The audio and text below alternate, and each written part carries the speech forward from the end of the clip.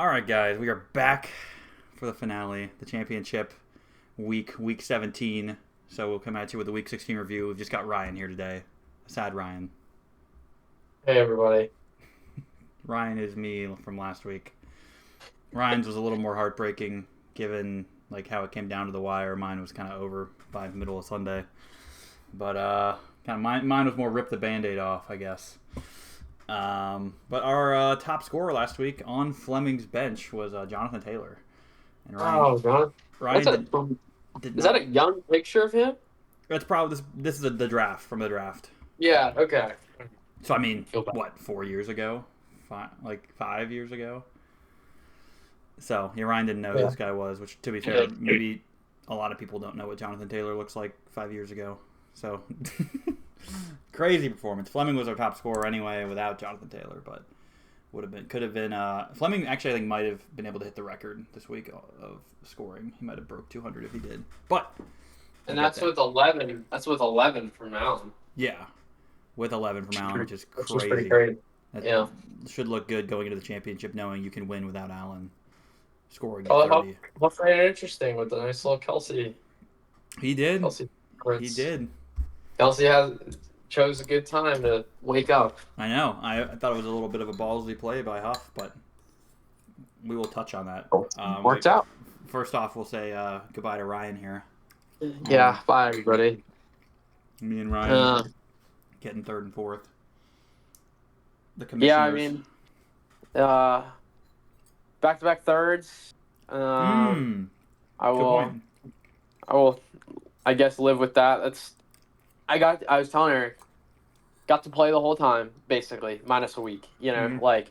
I feel like I got a season's worth of fun. You're getting eliminated around the time where, fantasy championships are happening. So it's as if, there's such a few number of people still playing, and I got to play for the whole time, whereas some people got out, a month in. So. Yeah. Very true. That's a week removed. Thinking about it positively, that was not my perception a few days ago. But it also the other silver lining was, obviously Jacob's hurt. Hurts would have likely popped off for more than 4 points had he not gotten injured. So stuff like that happens. Who do I point the finger at? I point the finger at McBride. I point the finger at Dowdle. Those are the big ones. Evans would like to see more out of him against Dallas, but the way it goes. I mean, it's a coin flip at this point anyway. So those are my closing thoughts. Yeah.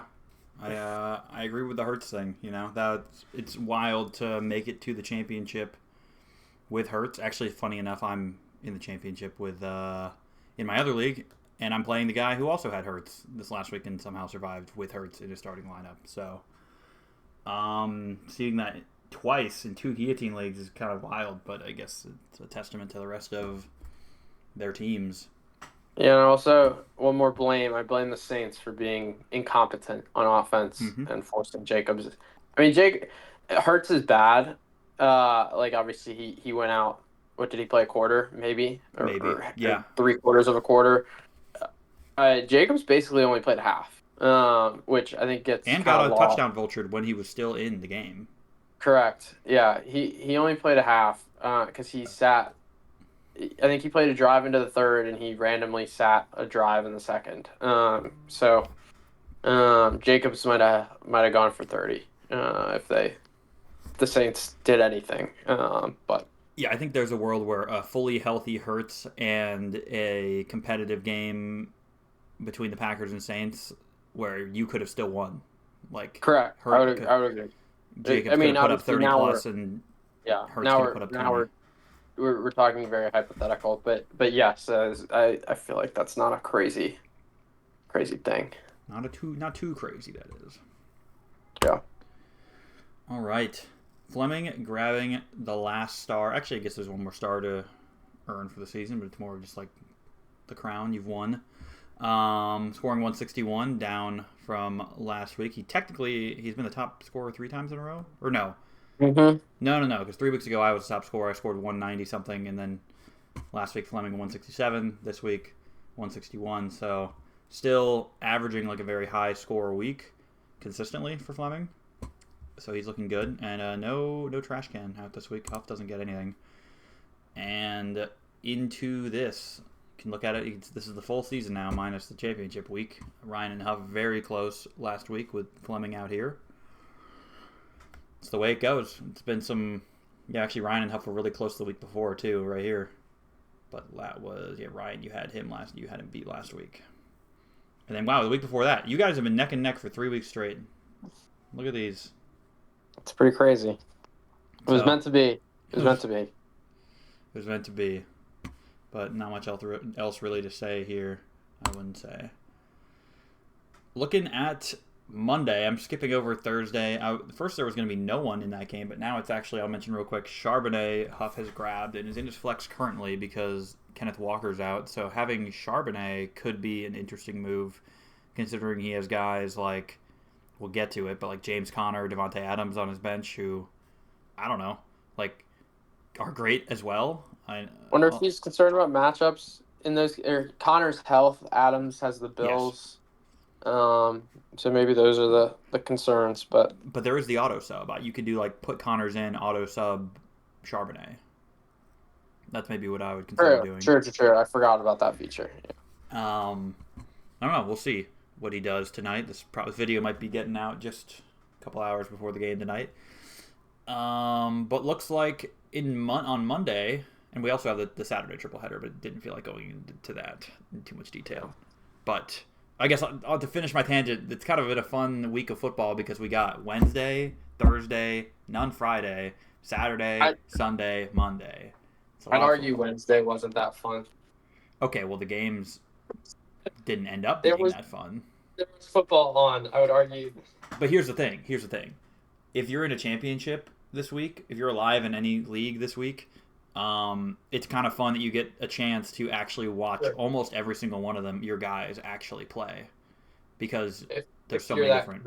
If you're that committed. That's fair. I will be watching. I mean, I watched just about every bit of the games yesterday and probably the game tonight. Not too much. It's not that interesting of a game. Saturday, I'll be locked in, at least on the Bengals, Broncos. And then... I would be interested if JSN was playing. Yeah. Rip. He was money for me. JSN was money. He was on the starting roster of you and James's team getting 3rd and 5th. So he did climb his way into the 2 category of the Grim Reapers out of nowhere. But he's been good. It's not like his fault. Yeah, I mean, it wasn't his fault. No. He gave me 20 last week. Yeah. I think go ahead. Is he the wide receiver 4 on the year? Did I see that somewhere? He, a couple weeks ago, was like the 6 or 7, so I wouldn't doubt it because he put up his 20 last week. I would not be surprised if he was in the top 5 now. Yeah, I think he's pretty high up there, like kind of quietly too. Yeah.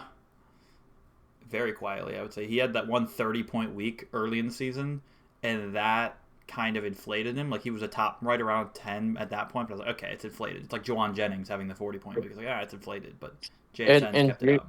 And Judy, too.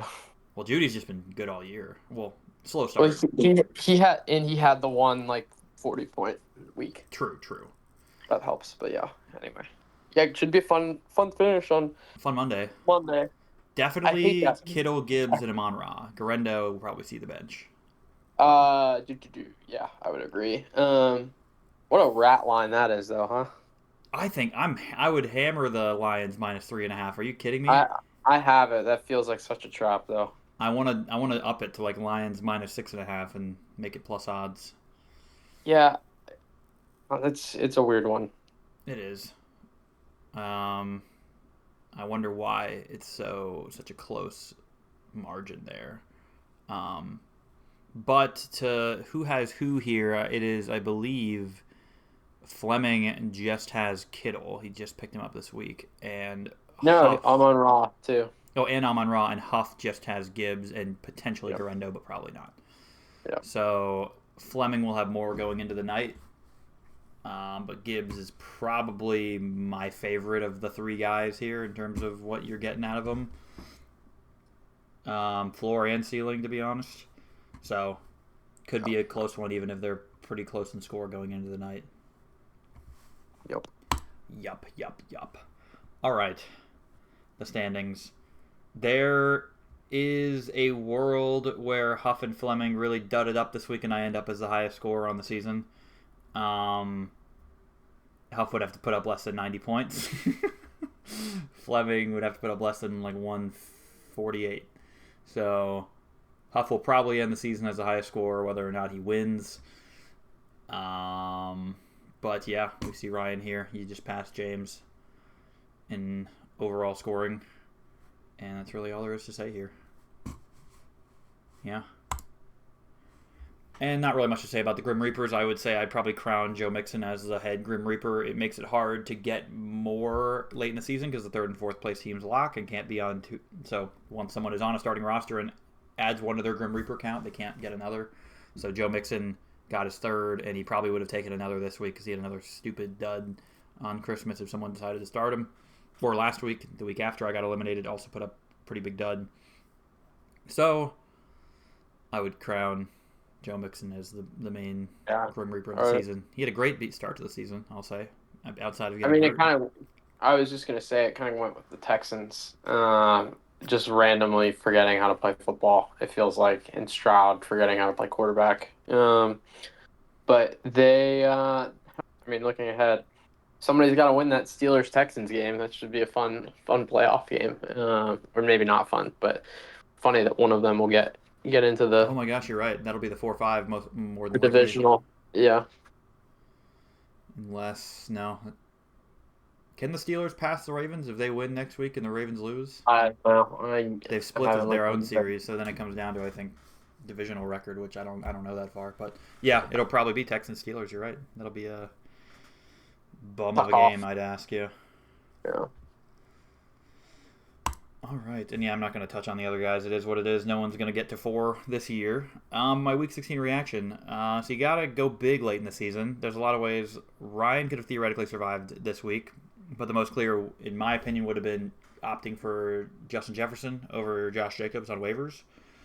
And yeah, that alone, technically, I know we can say, Hurts shouldn't have gotten hurt, yada yada, but that would have been enough points, even if Ryan would have had to swap around running backs to, for flexes and whatever. I looked at it. Justin Jefferson would have gotten it done for you. And as I mentioned last week, go ahead. That was obviously I was thinking about that as well. I can't really be mad that they just pulled Jacobs. I think on paper it was obviously an unreal matchup, and he was on pace for 36 points. Sorry I didn't account for the fact that he would have done too well, in that short of time, basically. But and I mean, do the math? He was probably the number one running back in fantasy over the last 6 weeks, I would say. So, yeah. So I don't really regret that. Obviously, it would have worked out for me, but I think objectively it was probably the right call. Just didn't work out, but yeah, I didn't hate the decision. That's not one I'm kicking myself over. I think that was the right call. That was just my observation, because my immediate reaction was, wow, like I would have thought you'd go Justin Jefferson. I thought that was more clear as the guy. But and literally it had nothing to do with positions. It had everything to do with who do I think will score more points this week. And I think I was like, I think Jacobs will score more points this week, and I was wrong. You could have been right, but you were wrong. Yeah. The world will never know. But yeah, my whole thinking behind that is, as I mentioned last week, that the boom plays are what are going to propel you to safety late in the season, and in this case, could propel you to a championship. Not that I don't think Jacobs has boom potential. We've seen he scored 3 touchdowns multiple times this year.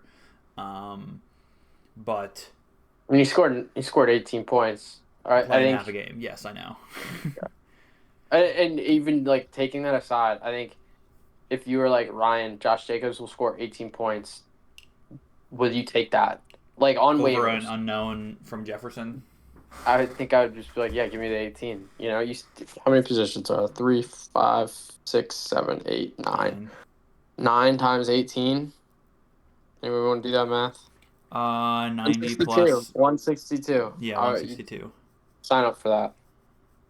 Yeah. obviously that counts. Okay, then and maybe we scrap that for a defense. Like it's still 144 with without a defense. So Right? imperfect, but I would have signed up for 18 from Jacobs. Sure. You can never kick yourself at all if you made it this far in the season. You did a lot of things right. Yeah. It just is what it is at this Yeah. point. But I shoot mean, for the stars. Kittle over McBride, if you want to be nitpicky, is maybe a boom bust. Like McBride, very safe floor all year long. Like Yeah, Kittle a little bit can boom light it bust. up. Yeah, a little more boom. I mean, he is boom bust. He had one 3 weeks ago. Mm-hmm. Because the So Niners sometimes just do that, where they're like, "Ah, you're just gonna be blocking all game." yeah, maybe Again, that's. I mean, that's probably the boom bust. I don't think anybody saw four from McBride, but sure, yeah, it's tough, yeah, tough. And one thing I probably should have added on the slide, as Ryan mentioned about defenses, I think defenses are really interesting for the championship. I think defense could win a championship. Like if one person has a 15-point scoring defense and one guy has a 5-point scoring defense, that can be the swing at this I point. also So got 16 from my defense. So yeah, there's that too. right. Good pickup by Ryan that time. But Yeah, good late swap. Who did you swap for? Who were you gonna start? I had the Lions. They got 6. Okay, yeah, that was a swing there. Yeah. This is the only graphic I'm going to care to show. It doesn't really, because these are all normalized numbers, doesn't really tell you anything. Just that the Fleming is projected the highest and Huff is projected the lowest. Even if it's a tiny margin, this is what it was going to look like. But only to show that both platforms agree with that Fleming is looking better than Huff, Fantasy Pros and Sleeper. And I just thought the best way to do it is look at both their teams, and here they are, and the bench is over here. Huff with already Nico Collins putting up 7 and Kelsey putting up 18. He's at 25, 26, which I would say you shouldn't be too upset with 26 from those two guys. That's about average. What I would have expected Collins to do Yeah. better and Kelsey to do worse, but sure. I like the Bucky start. That's a ballsy play, but I think Matchup, I think it'll work out for him. I like it. Carolina. And then Charbonnet. It's we know what Charbonnet can do when he gets the full workload, and Chicago seems to have given up. Although Chicago otherwise is actually a pretty decent defense. Another the only thing, the line is only 3 points and the over under is 42, For what? which Bears? Bears, which makes me feel like maybe Vegas knows something about a little Chicago upset in store. Because yes, I would agree that on paper, theoretically, the Seahawks should be in good shape to run that one up, but Right. Vegas doesn't think so. So maybe they know something we don't. Maybe they do. They always seem to. And mentioning the Saturday games, looks like the only person anywhere here on Saturday is Puka. No Bengals, no Broncos, no. All of them are locked away on other teams. T was on Fleming's team. He dropped him. I will say I think there's a world where Jamar could have a lousy game and they try to just like single T the whole game and he gets all the work because he's getting only singled. Who knows? That's happened before. But Fleming's not taking the chance with that. Puka's easily a start. And also Huff with Brian Thomas. I think he's got some pretty scrappy picks here to start. Bucky Irving, Brian Thomas, and Charbonnet is like the definition of scrapping around here with who you throw it in your starting lineup. But I mean, they all have high upside, which is the game. I mean, the here. Titans defense hasn't looked great last 2 weeks. Brian Thomas Lighten it up. Is weirdly lighting it up. Yeah. Mac Jones slings it. Yeah. Evidently only to Brian Thomas. Only to Brian Thomas. My God. Yeah, it is a very frisky lineup he's got in there, but I don't hate it. I don't hate it either. And then the defenses, they both picked up new guys this week. Fleming's going with Philly against Dallas, and Huff's got Indy against the Giants. So I don't really love Dallas. Has looked fine. They can be fine sometimes. I would agree with that. Philly has an objectively good defense. I'm not gonna knock it, but and I haven't looked at all 32 options, but I kind of think I lean Huff on that one. last week I was in a different league, like thinking about picking up the Falcons defense and starting him, and I didn't. I was like, oh, like in retrospect, There, should have done that. yeah, That was a I hot think start there. that's kind of. I mean, that's kind of like the when the Bengals had that good week against the Titans or the Browns or whoever. It's like, do you Both. really want to be that guy? Like the Falcons and the Bengals both terrible defenses. It's like Mm-hmm. uh, how matchup focused can you get? And evidently, Very, the answer very is matchup very. focused. um, but yeah, I guess if we want to look at the benches, I think I probably agree with most of the benched people, but not that there isn't upside from guys like. I mean, I don't know McLaurin against Atlanta, unless there's this injury that I'm not super aware of. He's questionable here, and Over AJ who? Brown. Uh, that's the thing. I would say James Cook. That's probably because I don't know. He's on a hot streak, and I feel like he's bound to like regress. And against the Jets, I feel like Josh Allen is just gonna take the helm and throw it a lot and run in some touchdowns himself. So I I mean, would consider one of for those guys. sure, for sure. I don't know if it's that. But If you're it, hedging your yeah, bets with Josh Allen and Cook, as I'm said, I yeah, think at some point, at yeah. least to you before, that if you start both those guys, you are going to get in one way or another the Buffalo Bills offense in your lineup because it's either going to be Josh Allen takes it all away and James Cook gets nothing, or James Cook is going to go off and Josh Allen will have a mediocre game, which is what Or happened last last week, week. Josh Allen. Well, Josh Allen did throw a touchdown to James Cook. Well, yeah, or that, but still, Josh Allen only had like what 11 points or something, and James Yeah, Cook had yeah, 26. So yeah. you kind of have a nice balance there. You're bound to have one of them go off. And yeah, Huff's bench. I mean, I like all those guys. Connor's been so good lately. If he's healthy, got to consider it. And Aaron Jones, pretty solid floor play, but I think he's like an example. I don't think he's broken 20 points on the season, is what I saw.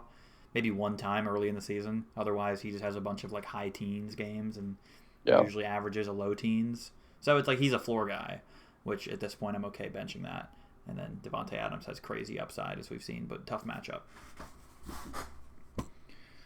So things may change here going into the weekend, but this is what it is now. Hard to argue with who they have in, but Huff's definitely got a scrappy lineup. And Fleming's slide, not much that we haven't already said, really. Justin Jefferson was the highest scorer last week. He grabs the Eagles D against Dallas, and he upgrades to Kittle from Jonnu Smith, which I am also having as his tough matchup of the week against Detroit. Always a tough matchup for It should tight be high. ends, it seems. It should be high scoring though. It So should be. But I've been so unimpressed by the Niners. Like, they just suck when I've watched them they play. do. They do. So I'm not But I'm not putting any stock in Kittle anyone. Kittle has seemed to be at least relatively steady, even though they do Yes. suck. Yes. Also, quick sidebar to my other league. The guy that I said had Hurts, and we don't actually know if Hurts is going to play this week either. It's still to be Hmm. determined. He still hasn't practiced, hasn't cleared concussion. The best QB on waivers was Jaden Daniels, and I had the top waiver priority, so I grabbed Jaden Daniels just so that the guy couldn't have Jaden Daniels, and he went Nice. without Jaden Daniels. He went with Brock Purdy. So right now, Purdy's the guy that he would start in theory if Hurts doesn't play, which I love the idea of that because I think Purdy will have a terrible game. Um, Even with guys like Baker and like some other decent guys on the bench. The other league Okay. does the same thing. They lock the third and fourth place teams. So some guys that are not in the mix. But anyway, that's just That interesting is little really funny. sidebar. But here we are. The analytics has AJ Brown as the better guy than James Cook. But I also Hmm. like Terry McLaurin a lot. A lot, given the matchup against Atlanta. Seems like a good matchup too. But yeah, that's all I got to say here. You have anything for Fleming? He got a second crown too late in the season. I feel like we've talked pretty in depth about it. We Both of these have. teams. We have. And Huff, pretty similar thing. He's like 2 weeks in a row where Achan and Connor have both been in his top two scorers. Brian Thomas joining him this time. Add Charbonnet in the Colts defense. Colts D against the Giants. And as we mentioned, a lot of unique starters, I would say. Some scrappy guys. And he got a good production out of Kelsey already. So he's looking decent going into the rest of his matchups. But he hasn't seemed to have the high ceiling that Fleming's team has had. week over week here. If Huff's been hovering around like the 120, 130, and Fleming's been in the 160s for 2 weeks straight. So Fleming definitely has the edge analytically speaking, but anything can happen. It's fantasy. It's one matchup, 1 week for your guys to pop off. And I would also say, what did he score? 128 last week? 129, yeah. If we take the 32-point difference between Hurts and Daniels, all of a sudden he's right there. So that's true. Very true. So that is a good thing to point out as well. Fair to mention. Yep. And Ryan, your team, you had Lamar, JSN, and Kyron as your top scorers last week. Ultimately, I think there's a lot of things we could point to, but the Jacobs over JJ is the one I like to point out, at least because that was something well within your control. Hard to predict that what happened to Jacobs was going to happen, but that's and also I really it. didn't get 30 from Lamar, which no, yeah, 21. I kind of gotten used to. Obviously, I'll take 21, but when I think the last few weeks before that, he'd been pushing 30 or superseding 30. Mm-hmm. 21 will get you. 21 is not enough. You gotta go big in these weeks. Well, Everyone. Okay. Simply, you should have just dropped Lamar. Yeah, that's what I'm. Should have dropped Lamar for Jaden Daniels. I mean, it actually wouldn't have been the craziest thing ever, but it would have been crazy to drop Lamar. 127 is not enough. One measly flame that you didn't even want on the season. Didn't want it. I don't even remember it, to be honest. Early in the season, it was like week 3, 4, 2, 3, 4. Huh. Good job, Ryan. I mean, hey, let's go. I can real quick find it. It'd be Ryan is the light purple. Is that you right there, right below Matt in week 3? Maybe. Yeah, who knows? Or that's you right under Potter week 4. It's one of those two, but hard to see.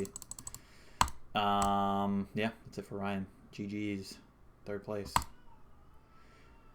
Power rankings, just have it how the analytics have it. Fleming, then Huff, but ultimately it's going to come down to kind of a coin flip, although I would say Fleming seems to have an edge here. But Ryan, who's your prediction to win it all as opposed to the prediction to get eliminated this week? I really did want to go with the upset and say Huff because I really like. Well, not. I mean, this isn't a surprise. Gibbs is the number 1 running back in all of fantasy right now. Mm-hmm. He could. I mean, I would say 25 could be like a projection for him. Like that wouldn't even be that crazy. Yeah. But I don't know. I just Jetta's Puka, Amon Ra. Like there's just so much firepower on Fleming's team. JT has the Giants. That's a great matchup for a team that's been absolutely riding Taylor. So I'm gonna go Fleming. But I do think Huff is set up well for a strong week. Yeah. I think he'll make it competitive. So there's my hot take. It'll be competitive. I think so. I want it to be competitive. I want it to come down to either like Sunday night or Monday night. It will come down to Monday night, inevitably. Like, I have a hard time believing someone's going to be completely out of it by Monday. So far out of reach that it doesn't even seem possible. But, as you know, I think I've had Huff as my prediction to get eliminated the last 3 weeks in a row. And that's been wrong. So what I'm going to do here is say that he's going to win it now.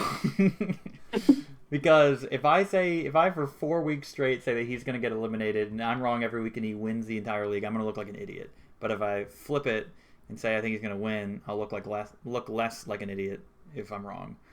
So Huff, you've proved me wrong enough times. I think you're going to... Good analysis, Eric. Good analysis. I think you're going to find your way here. I'm really just saving face with this pick. But I also like an upset. And I think it's props to Fleming that I think he is the dominant, the favorite. And I like the scrappy picks from Huff. I respect that this late in the season you'd have the balls to go Charbonnet and Brian Thomas. And Brian Thomas is pretty less of a... I think Bucky's a bit of a ballsy play too, and I like it. So I have respect for that. All right, Ryan, anything else? This is the last normal weekly video. I think I don't know what I'll do. I know in the off season I said I'll do some kind of a reward ceremony of the first 2 seasons. But I don't know. I don't know if we'll have really any other videos after this. This may be it. Don't get guillotined, everybody. Don't get guillotined. Good luck, guys. Great season as well. So GG's everyone. If you're no one's here, so I don't know who I'm talking to.